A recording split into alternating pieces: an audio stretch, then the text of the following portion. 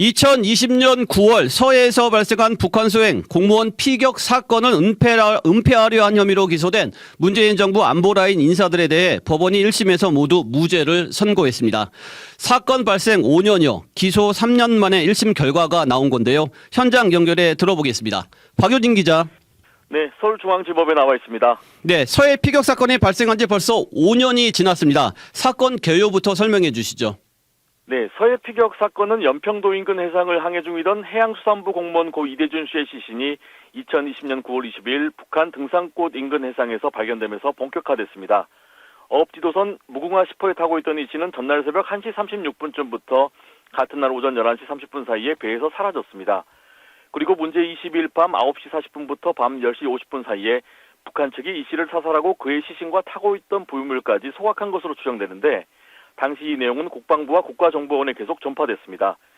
이와 관련해 9월 23일 새벽 1시 서훈당시 국가안보실장과 박지원 국가정보원장이 참석한 제1차 안보관계 장관회의를 열었고 이후 국방부와 국가정보원의 내부 전산망에서 이 씨의 피격 사망 사실에 관한 정보가 모두 삭제됐습니다.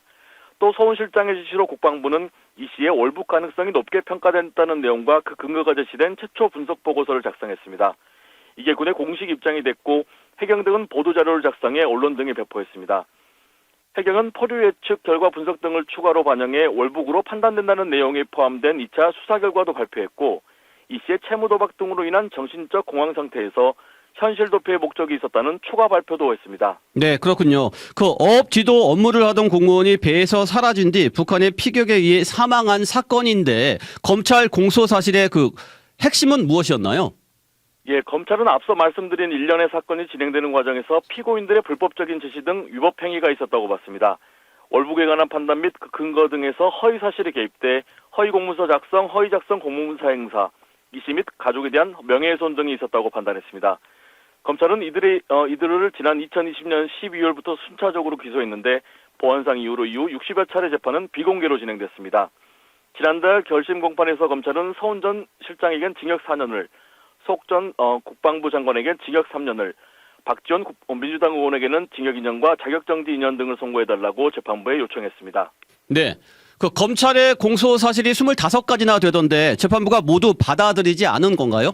예, 그렇습니다. 전부 무죄고요. 다만 재판부는 오늘 판결은 이 씨가 월북한 것인지 아닌지에 관한 사실을 확정하는 것은 아니라고 강조했습니다. 단지 검사가 제기한 공소사실에 대한 답변으로 제출된 증거들만으로는 피고인들을 형사처벌할 수 있을 정도로 유죄가 인정되는지를 판단한 것에 불과하다고 설명했습니다. 네, 그렇군요. 재판부의 구체적인 판단이 궁금합니다. 예, 재판부는 절차적 측면에서 위법한 지시가 있었거나 법령을 위반했다고 볼 만한 증거가 부족하다고 판단했습니다. 고인에 대한 실종 보고나 이 씨의 피격 소각 사실 보고 및 전파 등에 있어 절차를 위반하거나 지휘계통, 계통을 따르지 않는 등 하나나 문제가 있다고 볼 만한 사정을 발견하기 어렵다고 봤습니다. 보고서와 보도자료 등에 허위가 기재되어 있는지에 대해서도 허위가 개입되어 있다고 볼 증거가 부족하다고 판단했습니다. 피고인들이 이 씨의 피격 소각 사실을 은폐하려 했는지에 대해선 고인의 피격 소각 사실을 감추려 했다고 볼 만한 사정을 인정하기에는 부족하다고 봤습니다. 이 씨를 월북한 것으로 몰고 가려고 했던 것인지 여부에 대해선 피고인들을 형사처벌할 수 있을 정도로 증거에 의해 합리적 의심 등이 증명됐다고 보기 어렵다고 판단했습니다.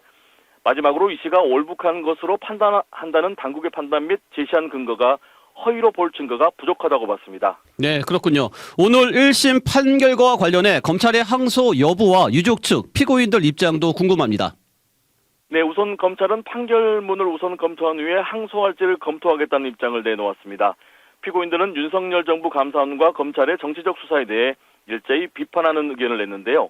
서훈 전 국가안보실장의 말 들어보시죠. 애당초 이 사건이 지난 정권하고 검찰이 너무 무리했던 사건이죠. 정치적인 의도에서 시작된 사건인데 잘 마무리됐다고 보고 있고요. 네, 다만 이 씨의 형인 이래진 씨는 선고 후 기자들과 만나 판결에 대해서 납득하기 어렵다고 반발했습니다. 네, 여기까지 듣겠습니다. 사회부 박효진 기자였습니다. 지금까지 CBS 박재환의 뉴스톡이었습니다. 노컷으로 보는 뉴스의 새로운 기준. 지금 알림과 구독 설정하시고 함께하세요.